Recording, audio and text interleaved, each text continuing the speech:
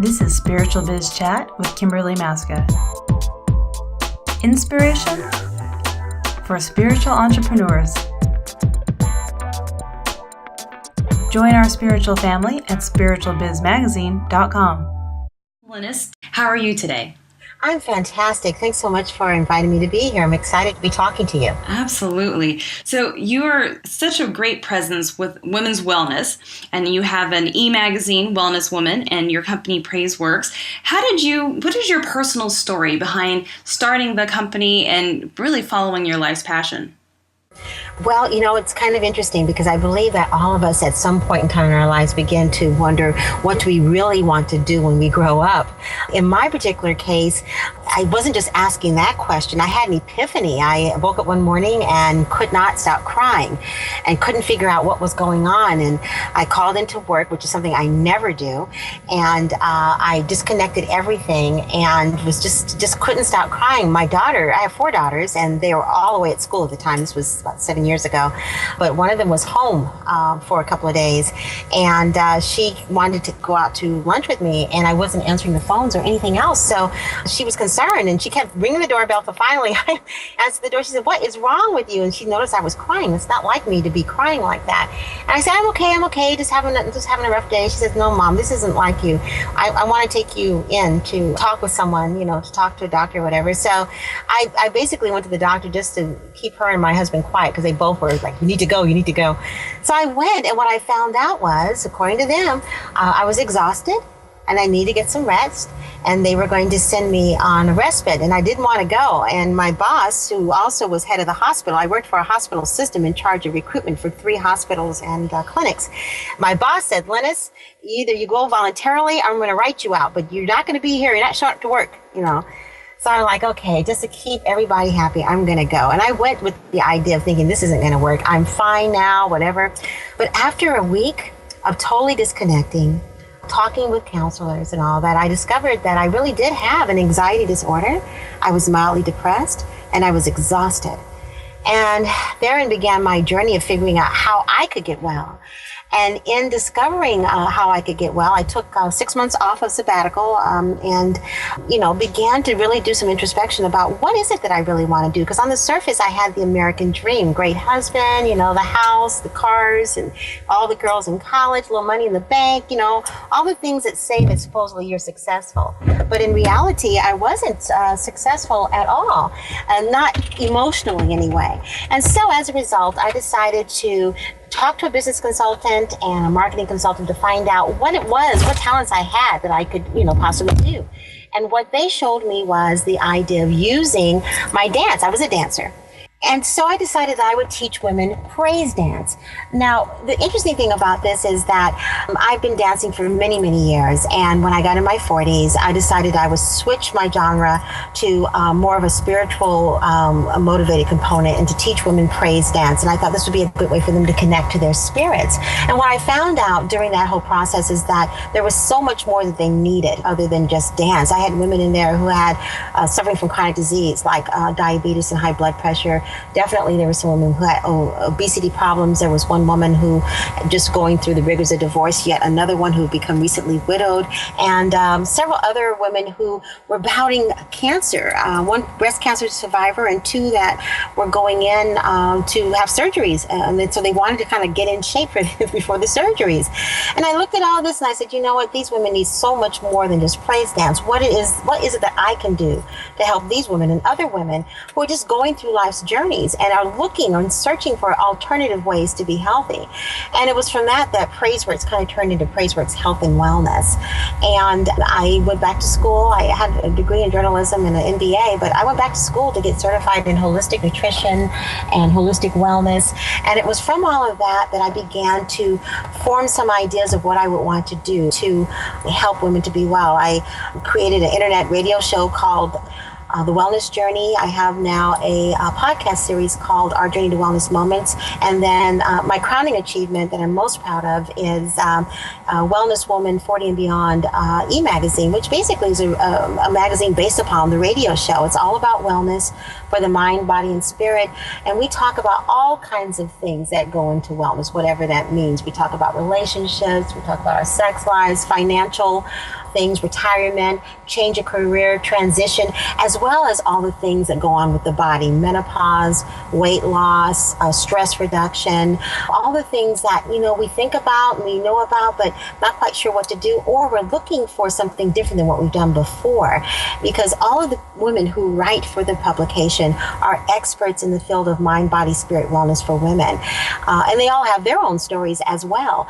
And they're just a wonderful backgrounds, naturopath or alternative medicine docs, medical MDs, as well as chiropractors, energy healers, people who work with crystals, life coaches, business coaches, just a huge array of women.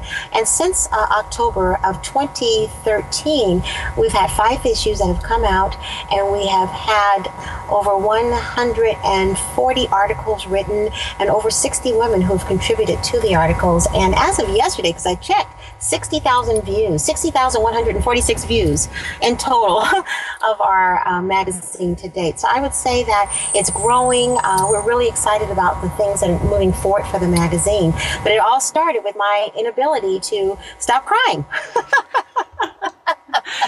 Well, first, congratulations on your magazine and those numbers. That's fantastic. That is such a great accomplishment.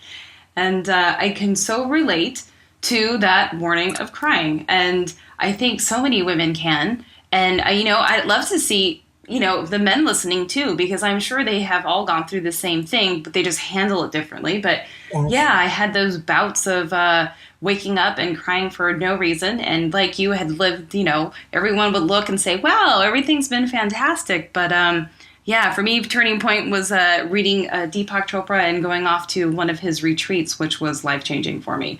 But yes. I remember those mornings. Yes, absolutely. I think we can all relate. And you're absolutely right. Men go through their own challenges and changes too. I think we all do. And I like to say that Wellness Woman 40 and Beyond e-magazine is for women over 40 and all the people who love them. Oh, that's beautiful. And it's so true. The more we can learn about our loved ones, and the more we learn about ourselves, truly. Yes, absolutely. So you went from praise dance. What was the first thing that you did when you said, okay, I'm not going to just teach dance, we're going to make it bigger? What was the first step in creating the business? Did you start with the radio show, or how did you start? Well, my first step in creating the business is taking a look at what it was that I could do right away to be able to help women. And what I could do right away was to put together some awareness raising of the need to have wellness, the need to approach wellness. So I took what was very familiar to me, which is my faith. I happen to be a Christian. And I held something called Praise by the Pool. And Praise by the Pool was a awareness raising wellness event using gospel music to attract people to come and listen to music by the pool in a really nice hotel here in Sacramento, California. I had gospel acts, bands and singers and everything from all over Northern California. And then I asked to partner with things like the American Heart Association, Power to End the Stroke, the California Bureau of Nutrition, Susan B. Komen Foundation, and other wellness advocates and awareness organizations to come and to participate in this event, to hand out information and a couple of testimonies of people who suffered from high blood pressure or people who were obese and what their journey was. And so I did my first event was in 2009, and I was just like overwhelmed by how well it went. And it gave me instant credibility in terms of being a wellness expert, which I was not. It was kind of the cart before the horse. I didn't go back to school to get certified in holistic health until like almost a year later. But in the meantime, I gave the event, and then I also decided to get on internet radio. Actually, it was my husband's decision, his idea. I didn't know anything about internet radio. I barely knew what the internet was, Kimberly. I mean, I when I found out about Facebook, and I told my kids, and they're like, "Mom, that's been out for like 4 years." Now they laugh at me and they really make fun of me because I have over 150,000 followers on the internet. But back then I had zero. So I went for what I knew. I knew how to organize things because I have a background in recruitment. I knew how to organize events. I knew how to handle publicity, how to write press releases. So I went for what I knew and then applied that to the genre that I wanted to get into, and that was wellness. And then the wellness journey did two things for me, or is doing two things for me. It did help give me instant credibility. It put me out there for everyone to listen to, but I also met so many wonderful people in the field of wellness who saw something in me. And the only thing I could think of was my passion, because like I said, I hadn't gone back to school yet. My passion for what it was I was trying to do. And they were willing to collaborate with me. They lent me, so to speak, their reputation and credibility and collaborated with me. And I learned a lot from them in terms of what it is that women really care about and how to market to those women. And they basically, I call them my cyber sisters. They just took me under their wing and mentored me. And I listened, because while I was an expert in recruitment, in that whole genre, in human resources, this was something that I definitely wasn't an expert in. I was definitely a duckling floundering in the water trying to learn how to float. And they helped me with that. So I went for what I knew, and then I applied it to the genre that I wanted to go into. I love that you had a passion and you just did it. The praise by the pool, like you just did it. And that's what I think a lot of entrepreneurs, they have ideas and then they get stuck in the rut of creating the business. But you just did it and it just flourished. And that's such an amazing story to hear and such an inspiration. Yes, I did. I was definitely one of the cliff jumpers without the net. I'm not always saying that. I read a book years ago when I was working for my first big corporate job, and my boss gave me this book called Operating Without a Net. And I've never forgotten some of the wisdom that was shared in that. And one of them is the kind of just do it anyway. Just do it. What's the worst that can happen? You can fail. All right. So you learn from the failure and you take that and you apply it. And I have to say, Kimberly, probably the most driving force for me is that I found something that I am passionate about. And I just did a radio show just a couple minutes before yours. And I was just talking about this very thing, because I truly do believe this. If you pursue something that you're passionate about, it's going to be difficult for you to really, really fail. Of course, you want to use wisdom. You want to get training. You need to get mentorship and all that. But the first step is you have to have that passion. You really do, because things will get tough. You have a lot of stumbling blocks along the way. But if it's something that you're passionate about, you get up, you dust yourself off, and you keep down that trail towards success. And that's what has kept fueling me. It's my passion. Beautifully said. So in the mind, body, spirit area and in wellness, I know a lot of times people have a little feeling of the ickiness of marketing and branding and putting themselves out there. What do you think are the specific challenges you've seen and faced, and how did you overcome those? Well, I think one of the particular challenges is that you really have to get a branding that resonates with you. And then you might improve upon that branding, but changing the branding every 6 months or every year or whatever is a disaster. I'm thinking of one particular person who's very talented, and she just keeps trying to find her niche. And I guess she's looking for something to make her successful. And the reality is that whatever your passion is, I believe that you find that niche and you keep fine tuning that instead of changing things, trying to figure out what works, or plagiarizing in some cases, some people do, or copying someone else. Find your song. Find the thing that makes you want to dance. And then that's what you focus on. So I found my song, and then I hired professionals to brand me. Now, I'm not talking about professionals that did the work for me. What I did was, because I couldn't afford to have somebody do the work for me, but I could afford to have someone create a strategy for me. And I took that strategy and I made it my own, and I tweaked it to make it work for me. And I'm using that strategy to this day. It's the best money I ever spent, was to hiring a professional, a business consulting and marketing strategist to help me put together a strategy, to teach me the implementation. Because here's another thing that I feel very strongly about. If you're operating in your passion, you're going to have to also learn how to do a lot of things yourself. Otherwise, you end up spending a whole lot of money before you make a dime. Now, if you have a lot of discretionary income, go out and get a business loan or whatever, you can do that. I decided not to do that. I decided not to get a business loan, and I'm not advising this. This is just what I did. I decided not to get the business loan and to take some money from my savings to live on and to basically learn how to do all the key components of my business. Now, the sacrifice was that it was a while before I started making money, a couple years. I made enough money to, keep the business going, so to speak. I didn't actually get into the profit arena until this year. This is my 5th year of business. But I had a goal, and I prepared myself for that. I said, okay, it's going to take me 5 years to do what I really needed to do. I got a logo. The first logo started with a woman who was praise dancing, and it looked like it was a picture of me, but it wasn't. It was a picture that I found that a graphic artist morphed and changed over. And over time, that began to change. The four women became, the one woman became four women, four representing my daughters, from small to large. And the small to large is from how we start on our journey, and in terms of how we end up on our journey. We might start small, but we end up big, large, and thriving. Everything, reminded me of something that had to do with me. That's why it was easy for me to get the branding tied to me, because it reminded me of me. It was me. It was my journey.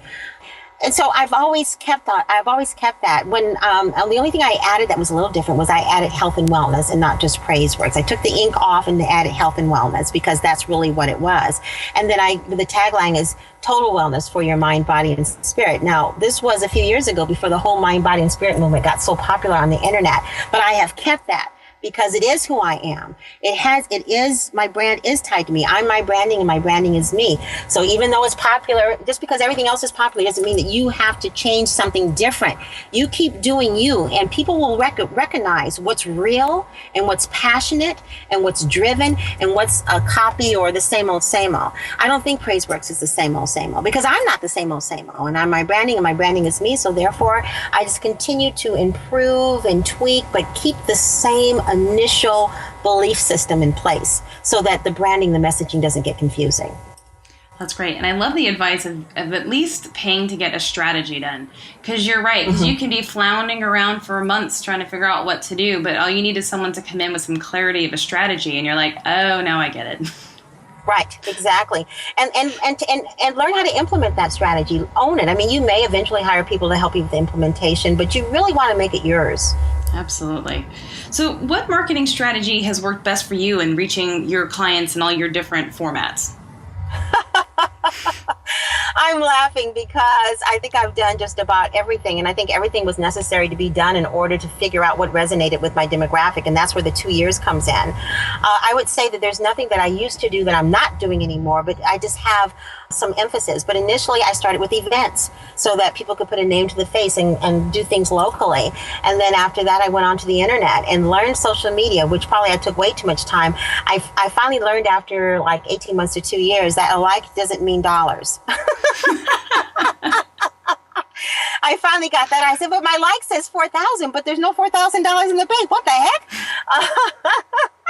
So I had to set realistic expectations in terms of what social media is and what it isn't. And I mean, you're a strategist, you know much more than I do. But my personal opinion is that you really can never lose your personal face and touch in whatever market that you're in.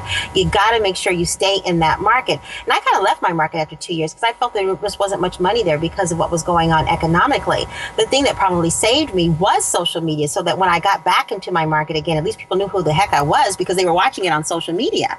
But in the meantime, while I was on social media, I had to figure out how to monetize what it was I was doing. So I learned how to monetize my radio program, my podcast series, my blogs, my YouTube channel, and the world of ebooks I learned how to do. And probably my most crowning achievement was the e-magazine, because that was monetized through advertisement.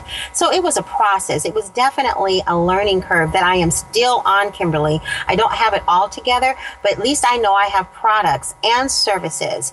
And I only found out how to do that, to answer your question, unfortunately, through trial and error. If I had it to do over again, maybe I would have found out more about what resonates with women. What do they really want?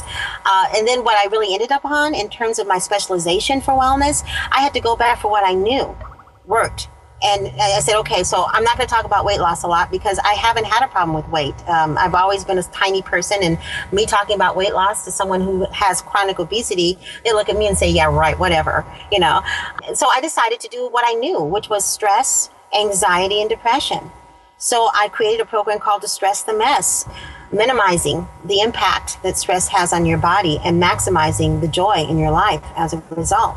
And that resonated with people. And I think it resonated because it was something I felt comfortable talking about. Now, within that is some information about weight loss, because what happens as we go through menopause, we begin to put on weight, the thickening and all that because of cortisol levels, which increase during stress. So I said, okay, I can talk about that because now I'm in the throes of menopause and I know what it's like to roll out of bed one day and you're like, you know, in my case, a size 6 and then you're a size 8. You're like, what the heck happened?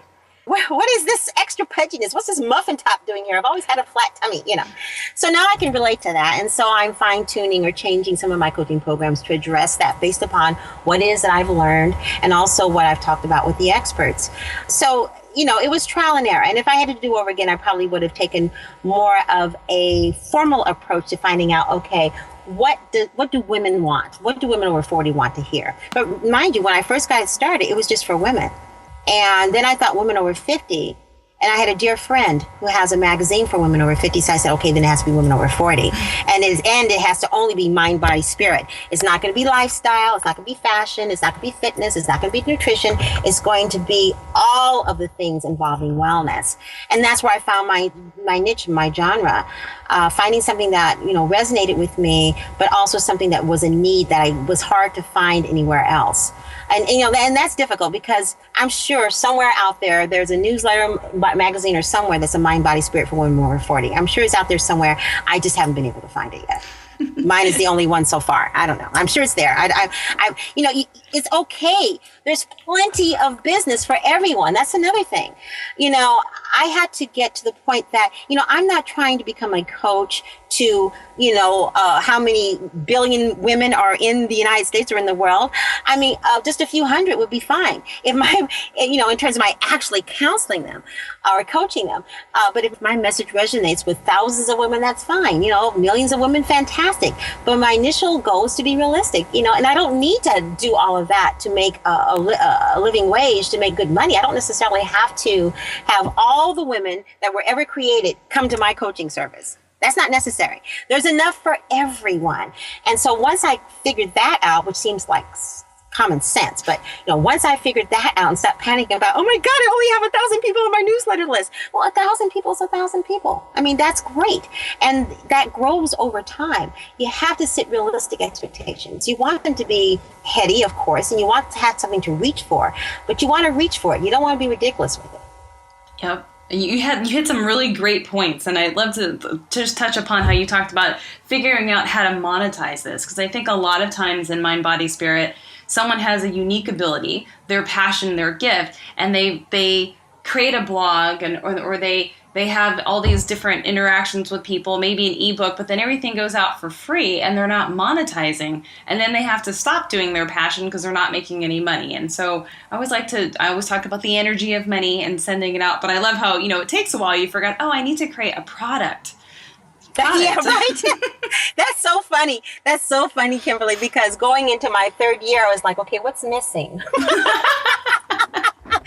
What's missing? And I already had my DVD and I had some CDs and stuff, but that's when I really got on the good foot. It took some time for me to come up with Distress the Mess, but I came up with something that I thought was reasonably priced, that would be easy to do, that resonated with me and that I felt would resonate with women. And then I began the process of marketing that. And I'm still in that process because I'm marketing my Distress the Mess programs. I'm marketing my Wellness Woman 40 and Beyond, and I'm marketing my radio programs.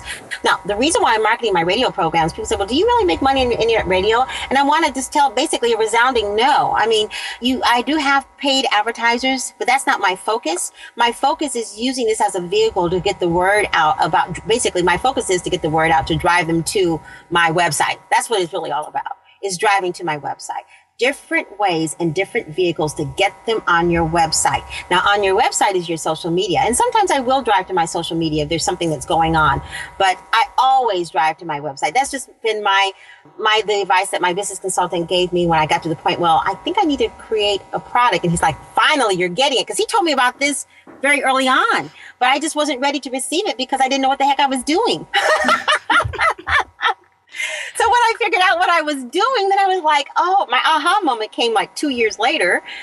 So please do not do as I do in that regard. And then that's when I really began to focus on the podcast series and the 99 cents per download, the 99 cents per download for my fitness videos and other kinds of things like that. That's when it began the aha moment. The collaborative opportunities for book publications, the advertisement for the magazine, which is going to be huge. But it took me a while to get there to figure that out. But I do want to say something about freebies. And this is just my own personal opinion. Yes, everybody on the internet expects freebies, and I think we should give them, but we also need to remember that we're valuable, our time is valuable, and what we have to offer is valuable. And there's a certain point where I just won't do it anymore. And I had an interesting experience, if I could share it with you, just this morning. Absolutely. I'm doing something called Wellness Woman Week, which is a group of interviews of 18 women from the field of mind, body, spirit, wellness over 40. And they're all going to be interviewed talking about what they do in wellness, how they came to do it, and what it does in particular to help women. And of course, they're going to talk about what they do and drive people to their site and all other kind of good stuff. So it's 18 women over 4 days. That's a lot of work. I did this once before. This is the second annual one, and it wore me out. I had to rest for a good 2 weeks because interviewing 2 hours a day for 3 days in a row, that's a lot. And trying to be interesting and promoting it and all that stuff, you know how much effort that takes. You're in media, you know what that means. Yep. So I thought, okay, this time around, I am going to take this and then create a podcast series, develop an affiliate link for the people who are on the show, and they can sell it to their people too. And everybody gets happy and everybody makes a little money, right? So I sent all the information out for the upcoming week just this past Monday. I always send it like a week ahead of time, not too much more than that because people have so much going on, they'll forget about it. So I got a response back from one of my most highest profile people who I know makes money doing what she's doing. And she said to me, I would love to be on this, but I really can't because I make it a habit never to charge anyone for listening to what it is that I do. So I thought, okay. I said, not a problem. For years I have done that. And the Wellness Journey is totally free. My magazine is free, although it's monetized through the advertisement. So I can understand this. But, the reality is I need to make money. I'm in this business to educate, but I'm also in this business to make money. And so therefore, I feel that it's fine to charge for so much per download for the podcast series. That is and it's only going to be, I don't know what it's going to be. It might be $9.99 per download, 99 cents. I don't know. I haven't set the pricing yet. It'll be free for 3 weeks, and then I'm taking it down. It's going to be a podcast series. And that's okay to go ahead and attach a value to your products and services. Don't feel bad about giving everything for free. I do have free things on my website that came over time. I have a free thing for how to reduce stress holistically. I have a free cookbook on there for raw food and whole food eating. I have a free green smoothing thing. And you can enter in a contest to win a free trip to Red Mountain on my website. My magazine is free. My shows are free. There's a lot of free stuff on there. But you know what? I am not in the social service business. I mean, I love what I do and I want to help women, but I am in the business to make money and to be profitable. And it took me a long time to be able to say the words I'm saying to you now. Believe me, my husband's been looking at me saying, when are you going to get to this? Making money, Lynnis, making money, But now that I'm there, I'm just as passionate about that as I am about the service to women that I want to be. And I think you can be both. You can be a service to whoever the genre is or the population that you want to work with, but you can also make money doing it too. Yeah, and we have to remember we are in a business. We have created a business, and the more money, energy comes in, the more you can send it back out to people and help more people. So I love it. I love that you own it. You're like, yes, we're here to make money. Yes, finally. And I can't tell you how many of my family are happy that I finally got to that point. Oh, that's great. So what's working for you on social media specifically? I know you've got some big numbers. So what works the best for you? Well, Facebook isn't, I hope I'm not hurting anybody. I hope you're not paid by Facebook, but I'm going to tell you right now, Facebook is a necessary evil. I definitely on there. It's part of my numbers. I can use those numbers to be able to market to people in terms of how many people are looking at what I'm doing and everything else. And I have several pages on Facebook. So you got to do that. I'm learning to love Pinterest. I don't know where all my followers came from, but I have just under a couple thousand followers on Pinterest. Something I'm doing that's right. I have had purchases from Pinterest and I've had listens from my show from Pinterest. I love Twitter. I'm growing Twitter now. It took me a long time to figure out what the heck can I say in 140 characters or less. You can do a lot. I have found people to interview on my show. I have found people to write for my magazine. I have found groups of people to market it to that are interested in what it is that I'm selling and what it is that I have to say. And it's all done in 140 characters or less. So Twitter is super important to me. Google Plus is important in terms of search engine positioning, I've been told, and it is absolutely true.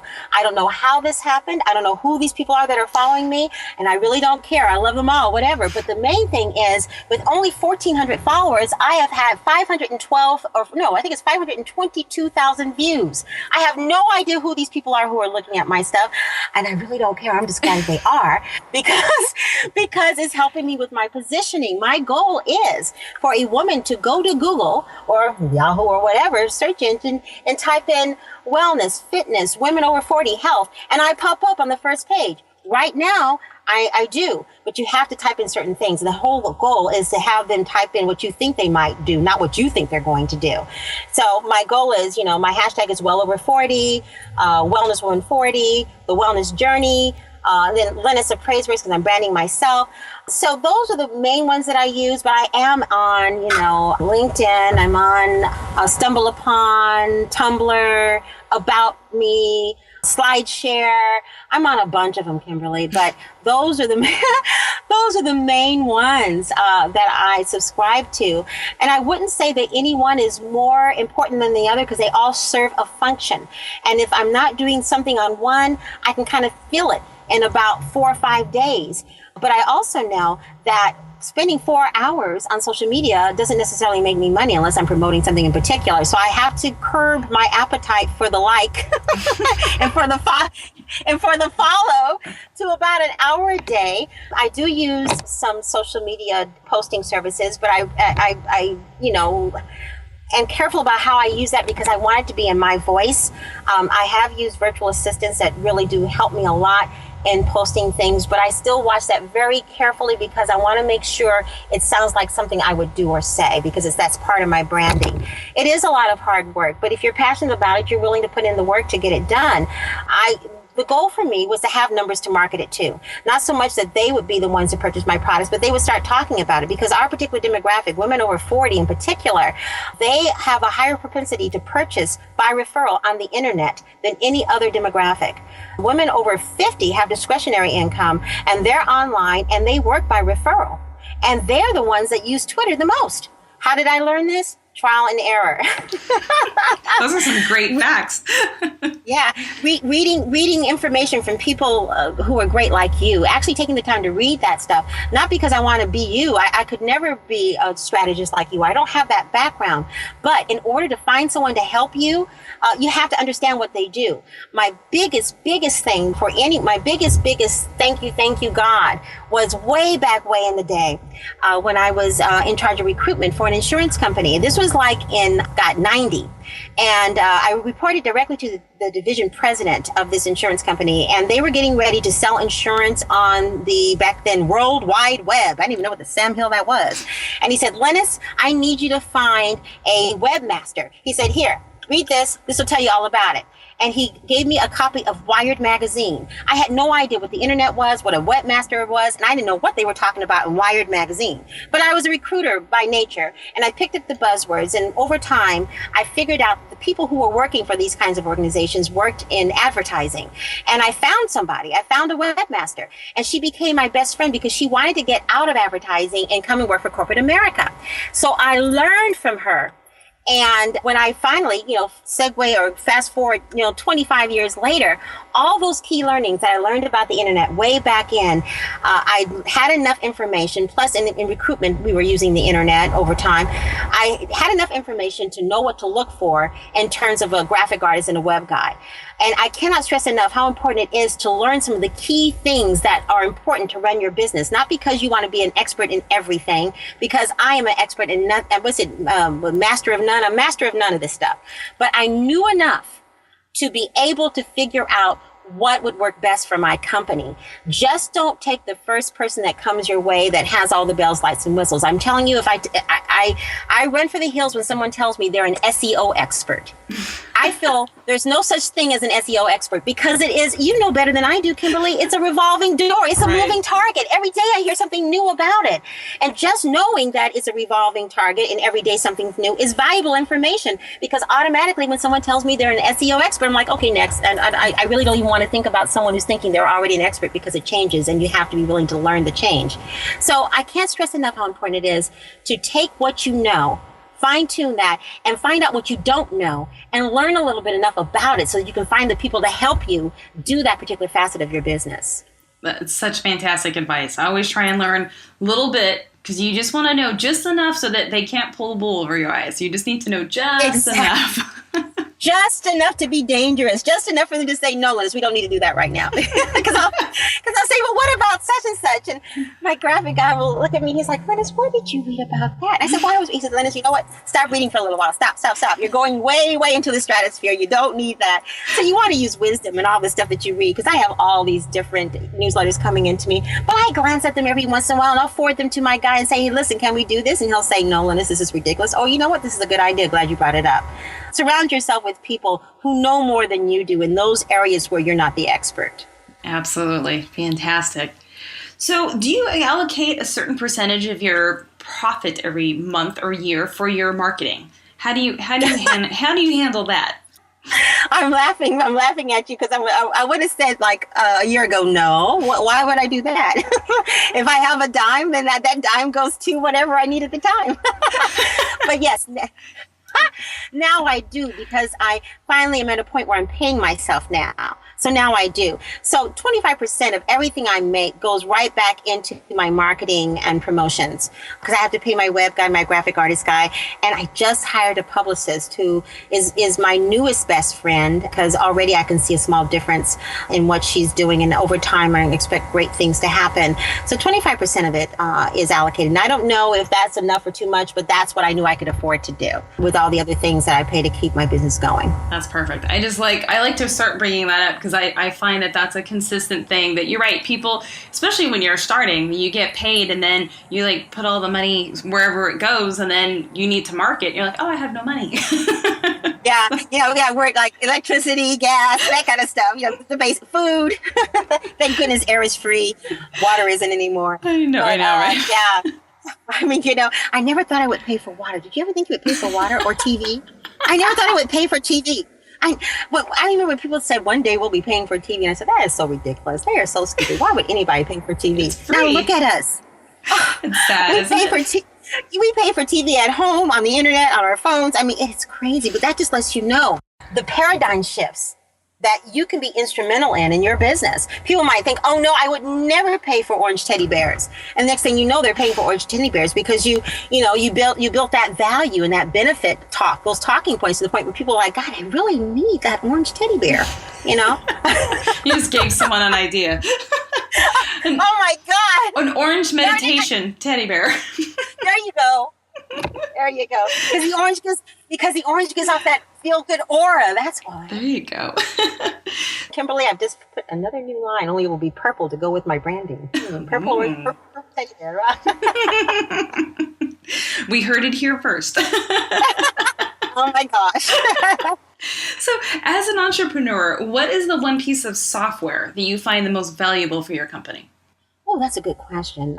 I do use Word quite a bit. And within that, I've learned to use Publisher and PowerPoint. Once again, my corporate days, taking back all those presentations that I did way back in the day, I'm so grateful for having been paid for 25 years how to train in terms of how to do presentations, how to speak to people, how to develop contacts, all those things. So I don't want to poo-poo corporate America. I would be nowhere if it wasn't for those experiences. And they paid me to learn. So for all of you out there who are still working and hate your job, remember you're being paid to learn too. It's wonderful. But I like PowerPoint and I like Publisher. Word is my thing. My software on my website, I've come to learn and love Drupal. That's what I'm using right now. Although my web guy will slap my hands if I go into the dashboard too much, because he's got his workarounds, and I go in there and I come back and I look at my website and it's all weird looking. But he has given me permission to do some things. I know a lot of people are out there using WordPress, and I think it's wonderful because it cuts out the middleman, because you can do a lot of stuff yourself. But I just love my web guy so much. He's an integral part of my business. I don't know what I would do without him. I always keep, though, a short list of people that I might go to should he decide to just give up on me and go somewhere else. But because, no one person is the end all or be all. There's always somebody else that can come aboard. But I just love what he does so much and love him as a person so much that I have, given him the reins when it comes to that. But my advice is to learn whatever the software or platform is on all the stuff that you have, so that if something happens, you can go into the dashboard and change it and correct it. And the more savvy you are around that, the easier it is to learn other platforms. So I did learn Joomla, which was what it was on earlier. But my very first website, Kimberly, you know what my first website was? Oh boy, what? My first website was on Yahoo. Now, I am not giving an endorsement to the Yahoo gods. They're fine. They're whatever. Okay, whatever. I'm not a walking commercial. But that's what I did because I didn't have the money to hire a web designer at the time. And I didn't even know the value of a web designer at the time. It wasn't until I wanted to have a logo designed that I found out about graphic artists and the need for them and how many of them are web designers too. And I was like, oh, okay, well, let's design my website. But it started with Yahoo. In fact, for a couple of years, Yahoo still owned the domain, and then some company in Austria bought the domain, and then finally I had Bluehost buy the domain. But yeah, it started with building a site on Yahoo. So at least it gave me a frame of reference in terms of what goes into a website and what it looks like or whatever. And then over time, I began to learn the difference between a website that's branding to you and a website that's e-commerce and then a combination thereof. I had to learn all of that stuff. But it started with Yahoo. Yahoo. I couldn't help it. That's great. I had to do it. So looking back on your journey, if you had to do it all over again, what is the one thing you would absolutely do differently? Product development at the same time I'm promoting myself, giving myself something tangible to promote so that people can understand that I'm in this money to make business and not just in there to serve them indefinitely until the end of time for free. That's such a key one. And so now you have your Wellness Woman Week and the e-magazine. What else are you have in the works for the future? Where are we going to find you? Well, two things, because I had promised myself that I was going to. Someone said that, oh, you want to be like Oprah Winfrey, and it's like, well, I really just want to be like Lynnis of Praiseworks. I want Lynnis of Praiseworks to be a global media wellness company, basically. That's what I want. I want it to be in magazines. We've got that online. I want it to be in books. We've got the ebook working now on writing a book. I want it to be on the video series. We're on YouTube. We have podcast series. I want it to be on the radio. We're both on internet and terrestrial. And I want it to be on satellite, which I'm working on, and I'm working on something for television. Next year, we will be sponsoring events. We've done events before, but I want to start doing Wellness Woman retreats. So our first one will be in April. Haven't actually set the actual date. I'm going there this weekend to check it out and to set the actual date, but we're going to be giving away a free trip, and people are signing up for the free trip right now to Red Mountain, Utah. It's a wonderful resort, wellness resort. Where can they sign up since you're talking about it? I'm sure someone's interested. Go ahead and give us a place to go. Go to www.praiseworks.biz. Praiseworks.biz. And there you will find a way to sign up for the retreat, sign up for the magazine, sign up for our newsletter. Go ahead and download the delicious 30 smoothie recipes. They are really good. I still use them myself. And holistic tips on how to reduce stress. A bunch of free stuff. And Cooking with the Rainbow Cookbook, which is a cookbook that shows you how to use all the colors of the rainbow and be healthy in your eating. Go there and sign up for that stuff. And it's all free, but also take a look at some of the things that cost money too. I love it. You are amazing, and I cannot wait to see you on television and everything else. You are truly an inspiration. I love what you've done, and that you followed your passion and just kept working till it all came together, and that is so amazing. Congratulations on everything. Well, thank you, Kimberly. I look upon that as a vote of confidence, and because I know you know what you're talking about. You have such a fantastic show, and you give such wonderful advice, and you came highly recommended by a dear friend of mine, so I just feel so blessed to be on your show today. Thank you so much. You've been listening to Spiritual Biz Chat with Kimberly Maska. In inspiration for spiritual entrepreneurs. Hear our latest interviews and join our spiritual family at spiritualbizmagazine.com.